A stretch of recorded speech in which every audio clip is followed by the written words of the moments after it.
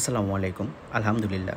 সবাই কেমন আছেন? আজকের বিষয় হচ্ছে পটাশ, যেটাকে আমরা গ্রাম্য ভাষায় সচরাচর ডাক্তারি পটাশ নামে চিনি, যার প্রকৃত নাম কিন্তু পটাশ না। তার প্রকৃত নাম হচ্ছে পটাশিয়াম পারম্যাঙ্গানেট। আসলে পটাশ একটি উচ্চমাত্রার জীবাণুনাশক। আর এই পটাশ কিন্তু মাছ চাষের জন্য খুবই গুরুত্বপূর্ণ। তার বলা শেষ করা যাবে না। পটাশ ক্ষতরোগ, ছত্রাকজনিত রোগ, তারপরে এই যে মাছ কেরিং করার সময় এদিক সেদিক নেওয়ার সময় আঘাতের কারণে যে ক্ষত হয়, ও জীবাণুনাশক হিসাবে পটাশ খুব ভালো কাজ করে।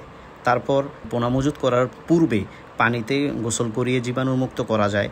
তারপরে এই পোনা মাছ টাইটু শক্ত করার ক্ষেত্রেও অনেক সাহায্য করে পটাশ। আবার পুকুরের পানি যদি মোটা বা গাঢ় হয়ে যায়, পূর্বের অবস্থায় ফিরিয়ে আনতেও পটাশ খুব ভালো কাজ করে। আর পটাশ কিন্তু মাত্রা অতিরিক্ত ব্যবহার করলে মাছ মারা যাওয়ার পসিবিলিটি থাকে। তাই আপনারা যদি ক্ষতজনিত কারণে জীবাণুনাশক হিসেবে ব্যবহার করেন, তাইলে আপনারা 4 থেকে 5 ফিট পানির জন্য শতকে 3 থেকে 4 গ্রাম সর্বোচ্চ ব্যবহার করবেন। আর যদি মাসিক পরিচর্যা হিসেবে ব্যবহার করেন, তাইলে আপনার 2 গ্রাম করে শতকে ব্যবহার করতে পারেন।